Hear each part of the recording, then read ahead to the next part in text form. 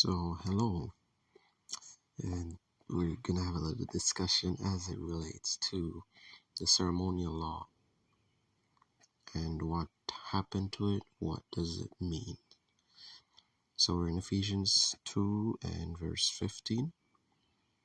Having abolished in his flesh the enmity, even the law of commandments contained in ordinances, for to make in himself of twain one new man, so making peace.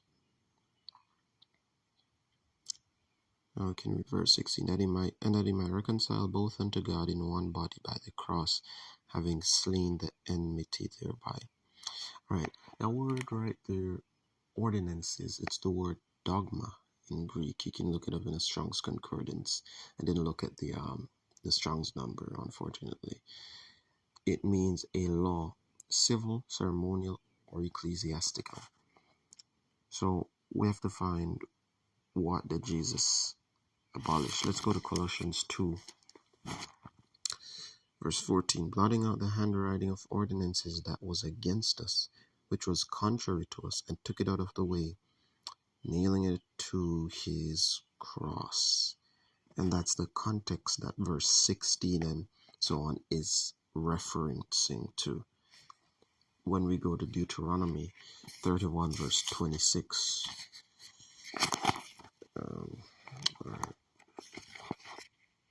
Let's see. Well, we can start in 24. And it came to pass when Moses had made an end of writing the words of this law in a book. Notice, in a book, until they were finished. Excuse me.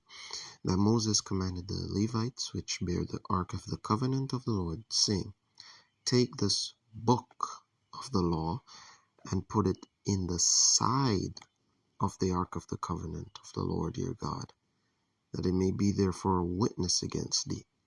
So what was against us? Excuse me. The book of the law is there as a witness against us. That's what Colossians 2 verse 16 is talking about. It's not talking about the 10 commandments, which by the way were in stone. You can read that in Exodus. There was Exodus 20 as well as probably like around Exodus 33, 34, right around that section there where the 10 commandments was written again in stone the second time by God the second time after Moses broke it when the children of Israel were worshiping the golden calf. So what does it mean with the ceremonial law being nailed to the cross? Does that mean the ceremonial law is done away with, the principles they're done away with? Well, actually, no, that's not what it means. We tend to class the entire, let's say, book of Leviticus, the entire, all those things, all those things written in those books as the ceremonial law. But that's ignoring the definition of the word ceremonial. Ceremonial has to do with ceremonies. So it's not the entire section. It's specifically the parts that have to do with the ceremonies. And what are the ceremonies? Those relate in terms of the sanctuary and so on. And when it says he abolished, notice what it's saying is that Christ took it upon himself because he became the high priest, the minister of the sanctuary, which God pitched and not man, as Hebrews tells us. Minister of a true sanctuary, okay? So he took it upon himself. Now, if we're going to say that everything in the ceremonial law is done away with, well, we start encountering some issues because here in Leviticus 18, it tells us about unlawful marriages and unlawful lusts. You know, it tells us you shouldn't commit incest, you shouldn't sacrifice your children to Moloch, you shouldn't profane the name of God, So we shouldn't blaspheme the name of God. We shouldn't be homosexual. The Bible is very strong on that too. Um, we shouldn't commit bestiality. The Bible is also strong on that. We shouldn't do any of those things. So if we're going to say the ceremonial law is done away with and we class everything as a ceremonial law, that's inconsistent with the scripture, and that's doing away with a lot of principles, and then you start encountering danger, you know. And the Bible is strong on it, those things there. For whosoever, that's this Leviticus 18:29, for whosoever shall commit any of these abominations, even the souls that commit them shall be cut off from among their people. So the Bible is strong. If you commit these unlawful marriages and unlawful lusts, will be cut off from among God's people. It doesn't just apply to the Israelites. It's the same God that was back then. That's God today. God doesn't change. No, only we as human beings change. He doesn't. So let's even look at this.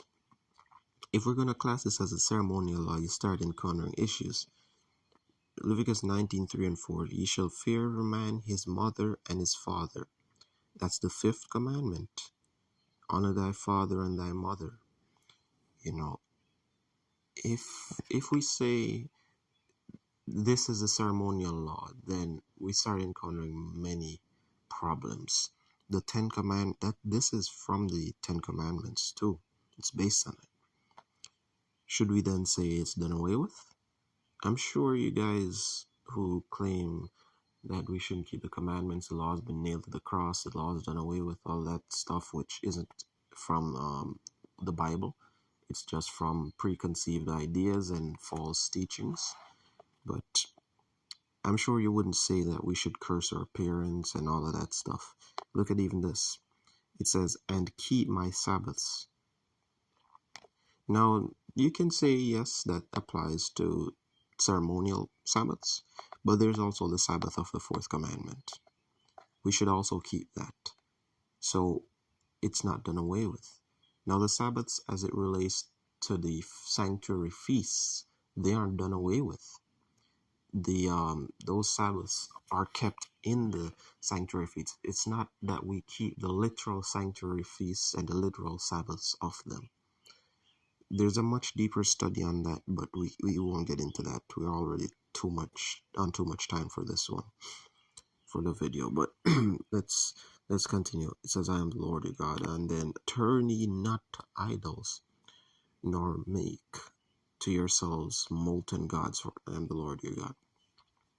So if the ceremonial law is done away with and we class all of these as a ceremonial law, should we then go ahead and make idols? I'm pretty sure you're not going to say that we should, because if you do, you're in violation of the scripture. It tells us right through the Bible that we shouldn't do this.